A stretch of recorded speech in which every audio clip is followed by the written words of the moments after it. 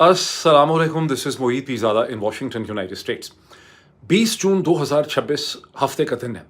अंग्रेज़ी ज़ुबान में एक मुहावरा है बड़ा पुराना, a victim of his own success.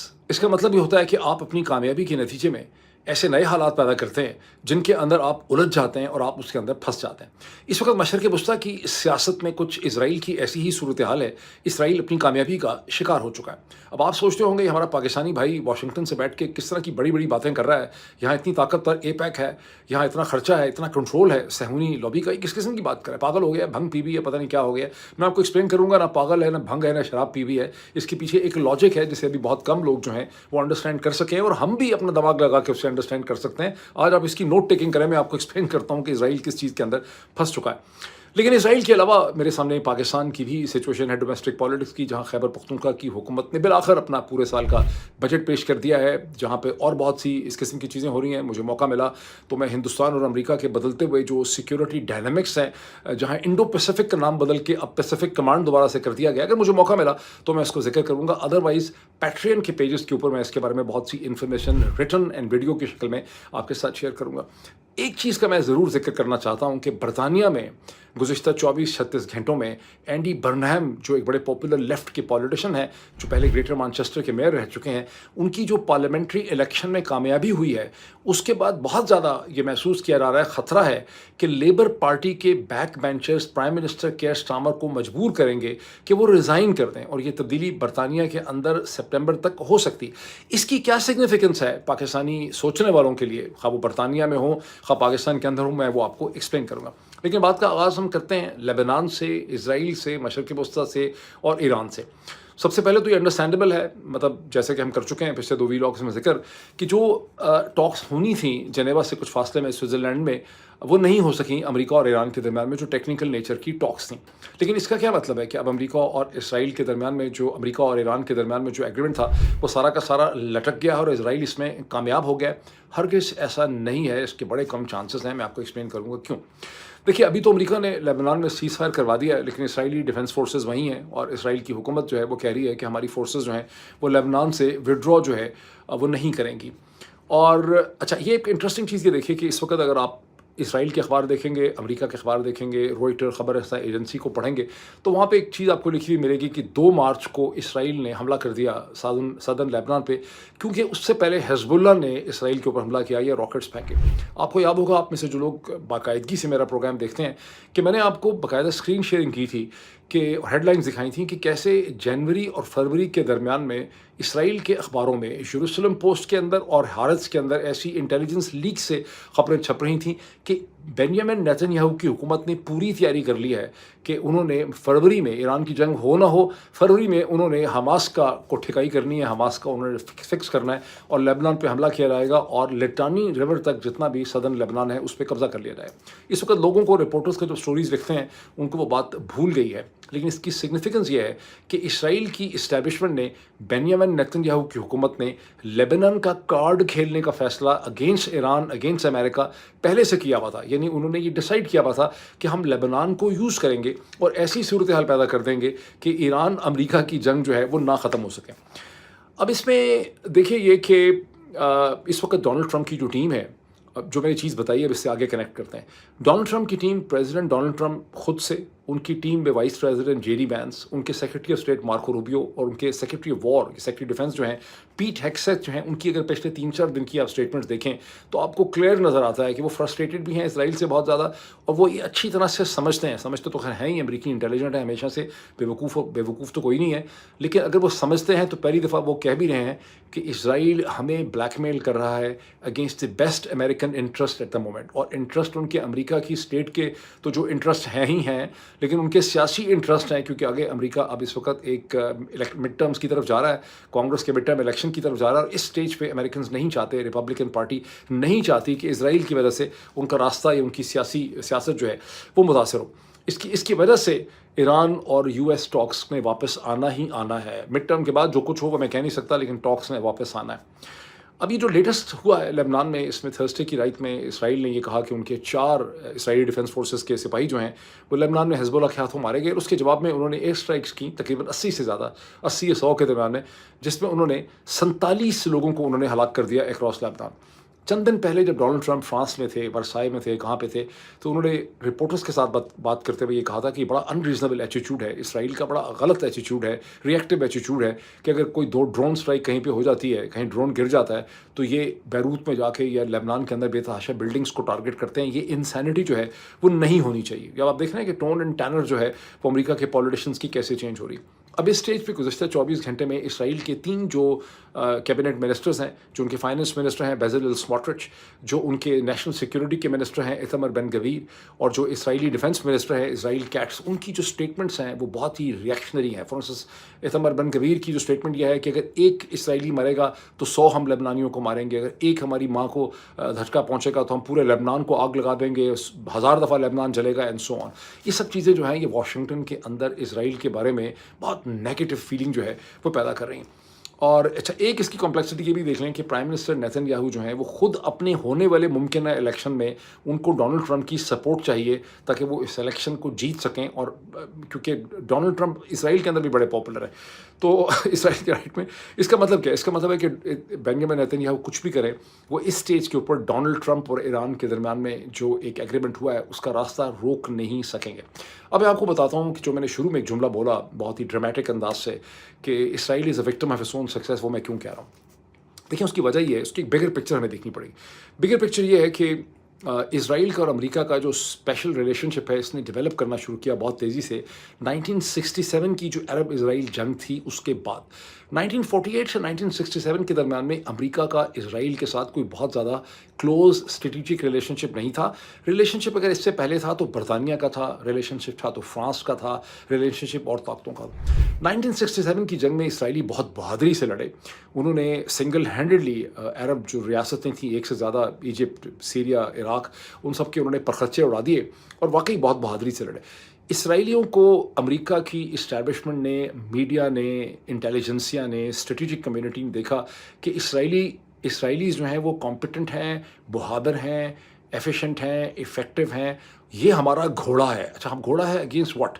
Because 1948 के नकबा जो पैलेस्टाइन इसराइल की जंग थी उसके बाद से 1967 के दरमियान में जितनी नई अरब रियासतें खड़ी हुई, आज़ाद हुई पोस्ट कॉलोनियल वर्ल्ड ऑर्डर में, इजिप्ट, सीरिया, इराक, लिबिया, ये सारी की सारी जो हैं इनका झुकाव सोवियत यूनियन की तरफ था।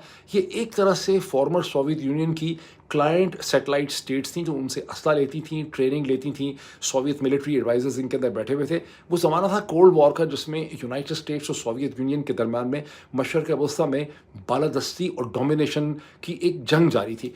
उस डोमिनेशन की जंग के अंदर इसराइल को एक स्ट्रेटेजिक एलाय के तौर पे देखा गया।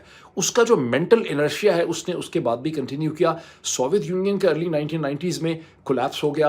आहिस्ता आहिस्ता जितनी सोवियत स्टेट्स थी वो सारी वाइप आउट होती चली गई। माइंड में रखिए कि सऊदी अरेबिया कभी भी सोवियत क्लाइंट स्टेट नहीं था, वो हमेशा से एक प्रो अमेरिकन बैलेंस स्टेट था दरमियान में। और सऊदी अरेबिया की अपनी आगे से क्लाइंट स्टेट थी, बहरीन, कुवैत, सब कुछ ये सोवियत जोन ऑफ इन्फ्लुएंस में ये नहीं आते थे। जो आखिरी सोवियत स्टेट्स थी वो पहले सदाम हुसैन का इराक था, उसके बाद सीरिया था, वो 2012, 15, 16 में, और आपने देखा कि 2022 में सीरिया भी फारिग हो गया। जब इराक फारिग हो गया, सीरिया फारिग हो गया और सोवियत यूनियन का सारा जोन ऑफ इन्फ्लुएंस रशिया का मशरक़ वस्ती से ख़त्म हो गया और मशरक़ वस्ती में जो अरब स्टेट्स बचीं वो सऊदी अरब है, वो बहरीन है, वो कुवैत है, वो ओमान है, वो मुत्तहिदा अरब इमारात है, वहाँ पर इजिप्ट है, वो सारे के सारे ख़ुद भी अमेरिका ही की क्लाइंट स्टेट्स हैं, वो अमेरिका ही की तरफ हैं। सोवियत यूनियन, रशिया वहाँ पे बचा ही नहीं। ईरान के साथ दरमियान में सिर्फ एक झगड़ा है। ये इसराइल की बड़ी कामयाबी है कि इसराइल ने अपने सारे अरब दुश्मन जो थे उन्हें ख़त्म कर दिया। लेकिन जब दुश्मन बचा ही नहीं है तो इसराइल की कोई अब स्ट्रेटेजिक इंपॉर्टेंस भी अमेरिका के लिए नहीं बची है। एक इंटेलेक्चुअल हैंगओवर है अमेरिकन पॉलिटिक्स के अंदर जिसमें फॉर्मर जो प्रेसिडेंट थे, जो बाइडन, उनकी मशहूर स्टेटमेंट लोग दोहराते हैं। उन्होंने कहा था कि इसराइल हमारे लिए इतना ज़रूरी है कि अगर इसराइल एग्जिस्ट ना करता होता तो हमें इसराइल क्रिएट करना पड़ता। बहुत से सेनेटर, कांग्रेसमैन जिनको ऊपर एपैक ने पैसा लगाया है वो भी इसी किस्म की बातें करते हैं। लेकिन हकीकत छुप नहीं सकती प्रोपेगेंडे से। प्रोपेगेंडे का जो सारा का सारा असर है वो 2023 की गज़ा की जंग और अब ईरान की जंग के नतीजे में फ्रैक्चर हो गया है। उसके नतीजे में लोग एक डिफरेंट किस्म की सूरत हाल देख रहे हैं, जिसमें वो इसराइल को इंक्रीजिंगली अमेरिकन पॉलिटिकल क्लास अपने लिए एक न्यूसेंस के तौर पे देख रही है, जिसका लेना देना कुछ नहीं है, वो उनका कुछ सर्व नहीं कर सकते। अगर ईरान के साथ नॉर्मलाइजेशन हो जाती है तो सऊदी अरब, बहरीन, कुवैत, मुत्तहिदा अरब इमारात, ओमान, इजिप्ट पहले ही अमेरिकन ब्लॉक के अंदर एग्जिस्ट करते हैं, तो इसराइल किस चीज़ का स्ट्रेटेजिक एलाय है वहाँ पे, ये वो चीज़ है जो बहुत तेज़ी से डेवलप कर रही है और आने वाले हफ्तों महीनों में आप देखेंगे कि बहुत खुल के ये सूरत हाल जो है वो आपके सामने आ जाएगी। अब चलते हैं प्यारे पाकिस्तान की तरफ, जहाँ गुज़श्ता 24 घंटे में खैबर पख्तूनख्वा के चीफ मिनिस्टर और उनकी हुकूमत सुहेल आफरीदी ने अपना जो बजट है तकरीबन 2 खरब का उन्होंने बजट पेश किया। ये एक खसारे का डेफिसिट बजट है जिसमें 48 बिलियन रुपए का इसमें खसारा है। सो उन्होंने सरप्लस बजट यहाँ पे पेश नहीं किया, पूरे साल का बजट पेश किया। बहुत ज़्यादा लोग तवक्को कर रहे थे कि वो उनको कहा जाए कि आप बार्गेन करें, लेवरेज करें फौजियों के साथ, जर्नलों के साथ, इस्टेब्लिशमेंट के साथ, और आप 3 महीने का 2 महीने का बजट पेश करें जो आर्टिकल कॉन्स्टिट्यूशन के तहत वो कर सकते थे, लेकिन वो नहीं कर सके। अच्छा, मैं देख रहा हूँ कि गुज़िश्ता चंद हफ्तों से बहुत से हमारे दोस्त, अच्छे दोस्त जो हैं सोशल मीडिया के ऊपर, वो मसलसल बड़ी मायूसी का इजहार करते हैं। वो कहते हैं कि सुहेल आफरीदी ने इमरान खान के लिए कुछ किया नहीं, वो इमरान खान को के साथ कम्युनिकेशन कर सकते थे, शायद उनको अडयाला जेल से बाहर निकाल सकते थे। उनको इमरान खान ने मैंडेट दिया था कि वो एक अवामी तहरीक रन करें, लेकिन सुहेल आफरीदी ऐसी अवामी तहरीक जो है वो रन नहीं कर सके। मैं आपको पहले जो अगला कमेंट करने वाला हूँ इससे पहले बताऊँ कि मैं पर्सनली तौर पे सुहेल आफरीदी से बड़ा डिसअपॉइंटेड हूँ, और मेरा डिसअपॉइंटमेंट बड़ी पर्सनल नेचर की है। इतनी पर्सनल भी नहीं है, मैं आपको बता देता हूँ कि जब जनवरी की 2 तारीख को मुझे साबिर शाकिर को, बैरिस्टर शहजाद को, आदिल राजा को और हैदर मेहदी को डिजिटल टेरर्स का हमारे खिलाफ जो है फैसला सुनाया गया, तो मैं एक्सपेक्ट करता था कि पाकिस्तान तहरीक इंसाफ के जो मुख्तलिफ कानूनदान हैं, मतलब खैबर पख्तूनख्वा के अगर एडवोकेट जनरल हैं, कोई लीगल कमेटी के लोग हैं, कोई और लोग हैं जो मतलब मशहूर वकील हैं, ये पिछले एडवोकेट जनरल्स वगैरह हैं जो अब नहीं भी हैं, तो इस किस्म के लोग, फॉर्मर अटॉर्नी जनरल वगैरह पाकिस्तान के, कुछ ने कहा भी, लेकिन कोई मेरा ख्याल था कि ये लोग स्टेटमेंट्स देंगे कि यार ये कितना बेतुका फजूल डिसीजन है, 80-80 साल की सजाएं सुना दी हैं आपने सहाफ़ियों को सिर्फ बोलने के ऊपर, उनको डिजिटल टेररिस्ट बना दिया है, और ये खुल्लम खुल्ला एक रियासती बदमाशी है। लेकिन किसी ने को ख़ास, मेरा ख्याल है मंसूर साहब के अलावा, ये 1-2 लोगों के अलावा, अनवर मंसूर के अलावा किसी ने कोई स्टेटमेंट नहीं दी। तो मैंने सुहेल आफरीदी साहब को एक मैसेज भिजवाया, रिक्वेस्ट की कि भाई आपकी जो लोग लीगल जिनके पास कोई टाइटल लगा हुआ है, कम से कम कुछ लोग हमारे लिए स्टेटमेंट्स तो दें, ताकि हम यहाँ पर गूगल क्योंकि मुझे पता था कि ये गूगल के हमारी जो अप्रोच और हमारी जो रीच है उसे कम करने के लिए मज़ीद इसको इस्तेमाल किया जाएगा, वरना टेररिस्ट के साथ डिजिटल टेररिस्ट लगाने की तो कोई ज़रूरत बनती नहीं है। तो मैंने इनसे रिक्वेस्ट इनको भिजवाई और मुझे कई दिन तक जवाब नहीं मिला तो फिर ये कि भाई आप हमें बताएं कि क्या करना है, लिख के दे दें। तो मैंने अपने तो सोचा कि सुहेल आफरीदी बेसिकली तौर पे बड़े इनकॉम्पिटेंट के हैं, इनकॉम्पिटेंट शख्स हैं जिनको इमरान खान ने चीफ मिनिस्टर तो बना दिया है, लेकिन उनको पॉलिटिक्स की ABC नहीं आती, और स्टूडेंट पॉलिटिक्स होना एक अलग चीज़ होती है। जब सुहेल आफरीदी को इमरान खान ने चीफ मिनिस्टर बनाया भी था तो भी मैंने इस किस्म का कॉमेंट किया था, और बाद में मैंने कहा कि मैंने बाद में उनकी तारीफ़ें भी बड़ी की। लेकिन जनवरी में मैं उनसे बड़ा डिसअपॉइंटेड, लेकिन डिसअपॉइंटमेंट मेरी अपनी, मैंने आपको बता दी किस चीज़ की डिसअपॉइंटमेंट थी। डिसअपॉइंटमेंट का ये मतलब नहीं है कि that should start interfering with my political analysis on the issue, because वो मेरी अपनी ईगो से उसका ताल्लुक है कि मेरा एनालिसिस एक्यूरेट है या नहीं है। ये जो सारी बात कही जाती है कि सुहेल आफरीदी ये भी कर सकते थे, वो भी कर सकते थे, मिलिट्री इस्टेब्लिशमेंट को मजबूर कर सकते थे इमरान खान के लिए, ये नहीं कर सकते थे। उसकी वजह यह है कि सुहेल आफरीदी का जो सारा पॉलिटिकल एंड एडमिनिस्ट्रेटिव ढांचा है खैबर पख्तूनख्वा के अंदर, एक यंग चीफ मिनिस्टर आया, वो सारा ढांचा जो है वो पाकिस्तान की इंटेलिजेंस एजेंसी ISI और मिलिट्री इस्टेब्लिशमेंट का पेनिट्रेटेड है। सुहेल आफरीदी जब लेफ्ट पे देखते हैं, राइट पे देखते हैं, आगे देखते हैं, पीछे देखते हैं, ना सिर्फ ये कि उनके डिप्टी कमिश्नर्स, उनके असिस्टेंट कमिश्नर्स, उनके कमिश्नर्स, उनके बहुत से MNAs, MPAs, उनके जजेस, उनके बहुत से लीगल ऑफिसर्स, उनके आगे पीछे तमाम लोग जो हैं वो मिलिट्री इस्टेब्लिशमेंट की तरफ देखते हैं या उनकी सेट की हुई ट्यून के ऊपर डांस करते हैं। Under the circumstances chief minister जो है उसके पास कोई रियल एग्जीक्यूटिव अथॉरिटी होती नहीं है, वो कहने में उसके पास अथॉरिटी है। पाकिस्तान की पॉलिटिक्स बहुत आगे जा चुकी है। अंडर दी सर्कमस्टांसेस जो सुहेल आफरीदी से बहुत सी लोग तवक्कुआत रखते थे या रखते हैं, या उनका ख्याल है कि उन्हें वो करना चाहते तो कर सकते थे, वो उनके लिए करना जो है वो मुमकिन नहीं था। तो ये मेरा ये ख्याल है कि सुहेल आफरीदी को बहुत ज़्यादा जो उनके ऊपर तनकीद हो रही है वो बेजा है, वो मतलब वो हो रही है because of lack of understanding. अब आए पेट्रोल की प्राइसेस के ऊपर। ये बड़ा इंटरेस्टिंग चीज़ है कि शहबाज शरीफ साहब ने मुझे तो कम से कम हैरान किया है, जब 74 रुपये की और 67 या 67-68 रुपीज़ की उन्होंने डीजल में कमी की है, पेट्रोल में 74 की कर दी है, और पेट्रोल की कीमत 299 रुपये पर लीटर पे आ गई है। अभी भी दुनिया में बहुत महंगा, क्योंकि ये लीटर है, ये गैलन नहीं है। ये 300 रुपये पर लीटर का मतलब है, इसको 4 से मल्टीप्लाई कर दें तो ये 1200 रुपये का पर गैलन है पाकिस्तान में। ये ऑलमोस्ट मेरे ख्याल है 1200 रुपये का गैलन है, और अमेरिका में मतलब अमेरिका के करीब करीब ये प्राइस बन जाती, और डीजल जो है वो 311 रुपये का हो गया। अब मेरा वैसे ख्याल नहीं था कि शहबाज शरीफ साहब इतनी बहादुरी करेंगे। मेरा ख्याल था कि शहबाज शरीफ जो हैं वो चालाकी करेंगे और 25-25, 30-30 रुपये कम कर देंगे, लेकिन 74 रुपये मैं उनसे एक्सपेक्ट नहीं कर रहा था। इस लिहाज से उन्होंने अच्छा काम किया है, इसको अप्रिशिएट करना चाहिए। ये और बात है कि 28 फरवरी से पहले पेट्रोल की कीमतें 260 समथिंग थी और डीजल की कीमत 270 समथिंग थी, तो अभी भी उससे ये कीमतें, यानी डीजल अभी 311 का है, अगर उस वक्त 278 का था, पेट्रोल अगर उस वक्त 266 का था, अभी 299 का है। तो ये कोई वजह नहीं है कि ये अपनी असल कीमतें जो जंग शुरू होने से पहले थी उस तक चली जाए, और हुकूमत ने इन प्राइसेस को मसलसल टैक्स के बहाने ज़्यादा अपने लिए, अपनी बजट के खसारे को पूरा करने के लिए इस्तेमाल किया है, और अभी भी इस्तेमाल कर रहे हैं। अब इसमें एक एडिशनल रिस्क है। वो रिस्क ये है कि मैंने देखा है कि इस वक्त तकरीबन 80 मिलियन बैरल से 100 मिलियन बैरल का तेल जो है वो स्ट्रेट ऑफ हॉर्मुज़ के अंदर फंसा हुआ था, जो अब स्ट्रेट ऑफ हॉर्मुज़ से निकल रहा है, और अगले चंद दिनों में जब ये निकलेगा, इसने अभी इंटरनेशनल ऑयल मार्केट्स जो हैं जहाँ बिकनी है उसको हिट नहीं किया। जब इसकी अवेलेबिलिटी होगी तो ऑयल की प्राइसेस 70 से भी कुछ दिनों के लिए नीचे चली जाएंगी। ये एक विंडफॉल टाइम होगा जिसमें शहबाज शरीफ की हुकूमत इसके ऊपर पैसा बनाएगी। पाकिस्तान के मीडिया की ये जिम्मेदारी है कि पब्लिक इंटरेस्ट में इस चीज़ को नोट करें, बिकॉज तेल की जो कीमत होती है वो सिर्फ तेल की कीमत नहीं होती है आपकी गाड़ी मोटरसाइकिल की, उसके साथ तमाम अशियाए खुर्दो नोश जो हैं, जिन्होंने ट्रांजिट करना होता है फॉर्म टू मार्केट, जितनी भी चीज़ें मूव कर रही होती हैं मुल्क में, उन सब की कीमत जो है वो उससे इफेक्ट होती है। इसलिए इसको नज़र रखना कि क्या करेंगे बड़ा सख्त ज़रूरी। अब चूँकि इस सब्जेक्ट पर बड़ी बात हो रही थी तो मैंने क्विकली कुछ थोड़ा फैक्ट्स निकालने की कोशिश की गूगल एआई से कि 2022 में क्या हुआ था।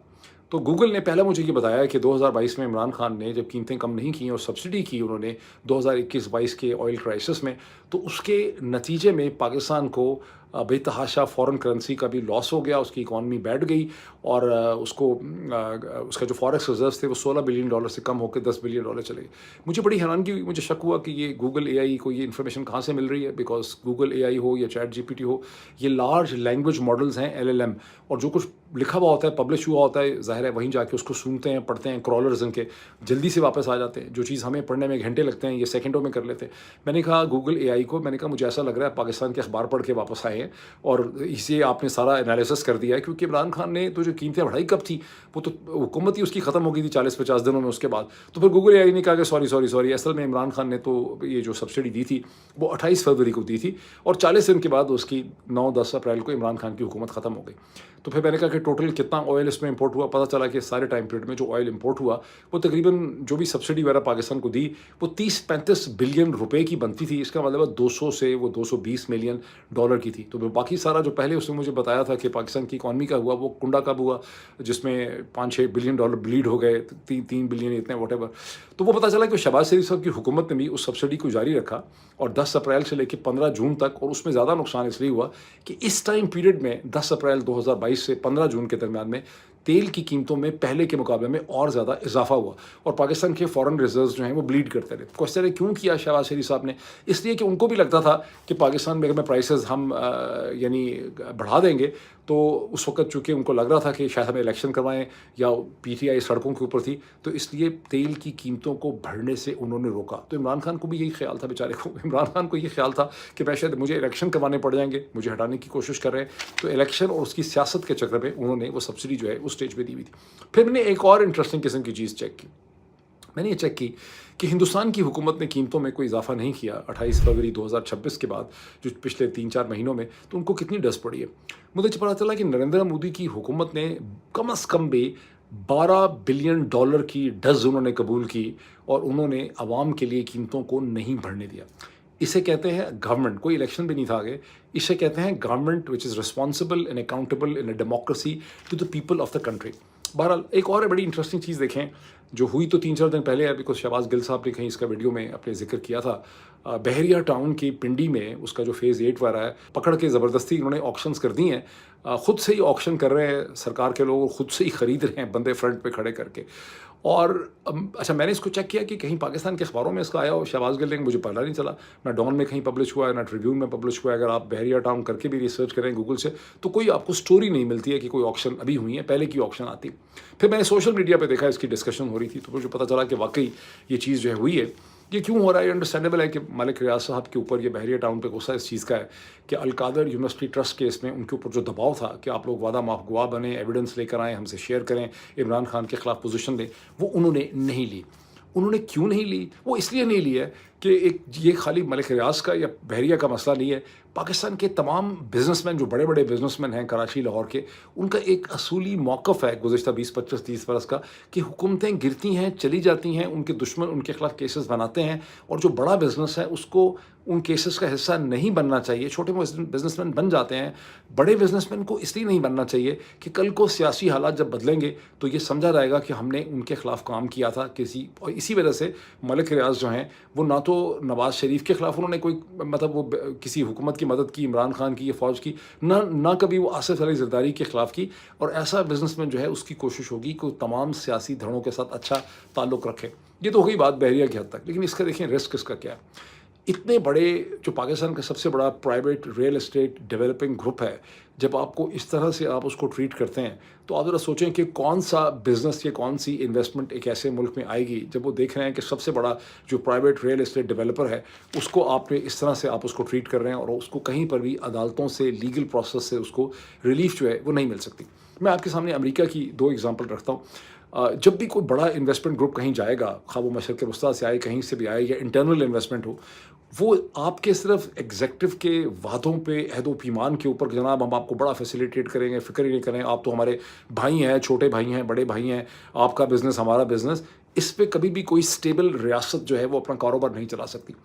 इस वक्त अमेरिका की जो बहुत ही प्रोमिनेंट कंपनी है एआई की, एंथ्रोपिक, जिसने क्लॉड बनाया है, उसका धांसू किस्म का झगड़ा हो रहा है पेंटागन के साथ और ट्रंप एडमिनिस्ट्रेशन के साथ। मजाल है एंथ्रोपिक की पोजीशन पे कोई फ़र्क पड़ रहा हो। इससे पहले आपने देखा कि ईलॉन मस्क ने डोनाल्ड ट्रंप के साथ कितनी लड़ाई की, बाद में उन्होंने अपने ताल्लुकात ठीक कर लिए, लेकिन ईलॉन मस्क के सारे कॉन्ट्रैक्ट गवर्नमेंट के हैं। ईलॉन मस्क के कॉन्ट्रैक्ट गवर्नमेंट के भी हैं, पेंटागन के भी हैं, डिपार्टमेंट डिफेंस सबके हैं, लेकिन उसके बावजूद बिजनेसेस अपनी पोजीशन जो है वो ले सकते हैं, बिकॉज उनको पता है कि हुकूमतें जो है वो एक हद से ज़्यादा उनको नुकसान जो है नहीं पहुँचा सकती। कर भी सकती हैं, बहुत कुछ नहीं कर सकती। कोई रियासत कभी भी प्रोग्रेस नहीं कर सकती। एक रियासत अपने शहरियों के ऊपर जुल्म कर सकती है, उनको सख्ती से ट्रीट कर सकती है, उससे उसके बिजनेस फॉर्चून्स पे इतना फ़र्क नहीं पड़ेगा। लेकिन अगर आप बिजनेसेस के लिए और बिग बिजनेस के लिए लेवल प्लेइंग फील्ड प्रोवाइड नहीं करते, तो इसका मतलब है कि आप अपने you shooting yourself in the foot. लेकिन अब ज़ाहिर है हम जो कुछ भी कहते हैं उनको लगता है कि ये तो दुश्मन है, और दुश्मनी में ये बात कर रहे हैं, इनका कोई ज़ाती इसमें इंटरेस्ट है। मैं सिर्फ प्योर पाकिस्तानी स्टेट के इंटरेस्ट की बात कर रहा हूँ कि ये चीज़ इंतहाई नुकसानदेह है जो इस वक्त की जा रही है, और भी बिजनेसेस के साथ अगर की जा रही है तो मैं कुछ कह नहीं सकता। अब मैं एक बड़ी इंटरेस्टिंग एग्जाम्पल आपके सामने रखना चाहता हूँ, फिर बात मैं ख़त्म करता हूँ। आप में से अक्सर लोगों ने एंडी बर्नहैम का नाम नहीं सुना होगा, मैंने भी नहीं सुना हुआ था। अभी मुझे पता चला है, पिछले 2-3 दिन में मेरी कॉन्शियसनेस में एंडी बर्नहैम का नाम आया। एंडी बर्नहैम ग्रेटर मैनचेस्टर के मेयर रह चुके हैं और बड़े पॉपुलर लेफ्ट के पॉलिटिशियन हैं, लेबर के। उन्होंने गुज़श्ता 24-36 घंटों में इलेक्शन जीता है नॉर्थ ऑफ इंग्लैंड में, और वो इलेक्शन इन्होंने जीता है मेकर फील्ड में, और बहुत भारी अक्सरियत से। बरतानिया में 55% उन्होंने वोट लिया है मेरा ख्याल है, और 15,000 की सबकत उनकी है रिफॉर्म के ऊपर। इस वक्त लेबर को अगर सबसे बड़ा कोई चैलेंज है पॉलिटिकल, तो वो निजिल फराज की रिफॉर्म से। भले उन्होंने वो इलेक्शन जीत लिया है और अब वो मेंबर पार्लियामेंट बन गए हैं हाउस ऑफ कॉमन के, लेकिन वो हाउस ऑफ कॉमन में आए हैं ख़ास मकसद से। वो हाउस ऑफ कॉमन में इसलिए आए हैं कि हाउस ऑफ कॉमन के अंदर उनको 80 से ज़्यादा लेबर के जो MPs हैं हुकूमत के, उनको सपोर्ट हासिल है। और अब वो वहाँ पर मैसेज दिया जा रहा है प्राइम मिनिस्टर केयर स्टार्मर को कि केयर स्टार्मर, आपकी पॉलिटिक्स नाकाम हो चुकी है, बिकॉज आपके अंडर लेबर जो है वो रिफॉर्म का, निजल फराज का मुकाबला नहीं कर पा रही, इसलिए लेबर को एक नई लीडरशिप चाहिए, और आपको वक्त दिया जा रहा है अगले चंद हफ्तों में कि आप शराफत से as prime minister of Britain resign कर दें। वैसे Keir Starmer is extremely competent person, मुझे तो बड़े अच्छे लगते हैं। एंडी बर्नहैम का तो मुझे इतना नहीं पता, लेकिन आप देखें कि किस तरह से लेबर पार्टी के अंदर उनके खिलाफ एक बगावत जो है वो हो रही है, और लग ऐसा ही रहा है कि केयर स्टार्मर का जो है इस पोजीशन पे बैठना बहुत ज़्यादा मुश्किल हो जाएगा। اب اس میں جو چیز نوٹ کرنے والی ہے، مطلب ایک تو جو پاکستانی برٹن کے اندر ہیں، میرے بہت سے ویورز وہاں پہ ہیں، مجھے ان کے کامنٹس بھی ملتے رہتے ہیں، بہت سے آپ میں سے لوگوں نے جوائن کیا ہے پیٹرین کا میرا جو پیج ہے اس کو جوائن کیا ہے، وہاں سے مجھے اندازہ ہوا ہے کہ کتنے میرے اور زیادہ ویورز جو ہیں وہ برٹن میں ایگزسٹ کرتے ہیں. تو برٹش پالیٹکس کو دیکھنا تو آپ کی ذمہ داری ہے ہی، لیکن اس کے اندر ایک کمپیریزن بڑا انٹرسٹنگ ہے کہ کیسے برطانیہ کے اندر پولیٹیکل پارٹیز اپنے لیڈرز کو جب وہ سمجھتی ہیں کہ غیر مقبول ہیں اور ان کی سیاست یا ان کی پروفائل پارٹی کی پالیٹکس کو سرو نہیں کر رہی، پارٹی کے انٹرسٹ کے خلاف ہے، تو پارٹی ان کو فارغ کر دیتی ہے. اب میں نے تھوڑی سی اس میں ریسرچ کی کیونکہ مجھے یاد تھا کہ مارگریٹ تھیچر کو کنسرویٹو پارٹی نے فارغ کر دیا تھا، مجھے یاد تھا کہ ٹونی بلیئر کو لیبر پارٹی نے فارغ کر دیا تھا، لیکن میں نے کوئک جب اس میں ریسرچ کی تو مجھے پتہ چلا کہ گزشتہ 80 برس میں 9 برطانوی پرائم منسٹرز کو ان کی اپنی پارٹی نے جو سٹنگ پرائم منسٹر تھے، ذرا سوچیں تو صحیح کہ پرائم منسٹر کو پارٹی فارغ کر دیتی ہے. امیجن کریں کہ پاکستان تحریک انصاف عمران خان کو فارغ کر دے، امیجن کریں کہ P M L N Nawaz Sharif صاحب کو فارغ کر دے، امیجن کریں کہ پیپلز پارٹی آصف علی زرداری یا بلاول زرداری کو فارغ کر دے. امیجن ہی نہیں کر سکتے آپ کیونکہ اس کا تصور ہی ایگزسٹ نہیں کرتا. لیکن سب سے پہلے دیکھیں نیول چیمبرمین انتہائی پاپولر برٹش پرائم منسٹر 1940 میں ان کو ان کی پارٹی نے فارغ کر دیا. اینتھنی ایڈن کو 1957 میں ان کی پارٹی نے فارغ کر دیا سٹنگ پرائم منسٹر کو. ہیرلڈ میکملن کو 1963 میں سٹنگ پرائم منسٹر کو پارٹی نے فارغ کر دیا. 1990 میں مارگریٹ تھیچر کو بوٹ آؤٹ کیا ان کی اپنی پارٹی نے. 2007 میں ٹونی بلیئر چھوڑنا نہیں چاہتے تھے، ان کو زبردستی پارٹی نے نکال دیا. تھریسا مے کو 2019 میں، اب چند سال پہلے 6 سال پہلے نکال دیا. بورس جانسن کو 2022 میں ان کی پارٹی نے نکال دیا. لز ٹرس کو 2022 میں ان کی پارٹی نے نکال دیا. اس کو کمپیئر کریں پاکستان سے، سوچ نہیں سکتے آپ. لیکن چند دن پہلے ایک بہت بڑا معجزہ یا تماشا اس وقت ہوا جب نواز شریف صاحب بنفس نفیس تشریف لے کے گئے گلگت بلتستان کے الیکشن میں، اور وہاں انہوں نے لوگوں کو کہا کہ میرا تو دل ہی آپ سے سڑا ہوا ہے، میرے سے این ایف سی کی بات نہ کریں، مجھے حکومت سے ہٹا دیا گیا. یہ وہ آدمی نا شکر گزار جس کی اپنی بیٹی چیف منسٹر، جس کا اپنا بھائی 2 دفعہ چیف منسٹر پرائم منسٹر بن چکا ہے، اور جب یہ فارغ بھی ہوئے تھے سپریم کورٹ کے کو استعمال کر کے ان کو فارغ کیا گیا تھا تو بھی ان کی حکومت نہیں ختم ہوئی. انہوں نے خود شاہد خاقان عباسی کو پرائم منسٹر بنایا تھا. کچھ پاکستانی پولیٹیشینس کی نا جو کھچڑی بھی صحت پہ عجیب و غریب قسم کی. اب وقت بڑا ہو گیا، 26 منٹ کی ویڈیو ہو گئی ہے. میں اس کو پیٹرین کے اوپر ایڈیشنل ڈیٹیلز آپ کے ساتھ شیئر کروں گا اسرائیل اور امریکہ کے حوالے سے، جو میں نے درمیان میں ایک آپ کے سامنے ایک پیراڈائم رکھا ہے. میں کوشش کروں گا وہاں پہ اس کے حوالے سے لکھوں، کچھ ویڈیو وغیرہ شیئر کروں ایڈیشنل جیسے کہتے ہیں، اور اس کے علاوہ کیسے انڈو پیسیفک کمانڈ کا پیسیفک کمانڈ میں چینج ہو جانا امریکہ ہندوستان اسٹریٹجک ریلیشن شپ کے لیے اس کی کیا سگنیفیکنس ہے، اس کے اوپر میں بہت سا کانٹینٹ آپ کے ساتھ شیئر کروں گا پیٹرین کے پیج کے اوپر. مجھے بعض لوگوں نے کہا ہے کہ اس پہ کوئی سرٹیفکیٹ نہیں ہے، پاکستان میں کھول نہیں رہا. سرٹیفکیٹ کا کوئی مسئلہ نہیں ہے بھائی، میری اپنی سائٹ تھوڑا، یہ تو پیٹرین کی سائٹ ہے، میں نے چیک کیا ہے، اس کا کوئی سرٹیفکیٹ کا مسئلہ نہیں ہے. چونکہ اس کو پی ٹی اے روک رہا ہے ڈفرینٹ جگہوں پہ، تو اس وجہ سے وہ یہ لکھا ہوا آپ کے سامنے آ رہا ہے کہ اس کا سرٹیفکیٹ کا مسئلہ ہے، کسی اور چیز کا مسئلہ ہے. ابھی اتنا ہی، پھر آپ سے ملاقات ہوتی ہے.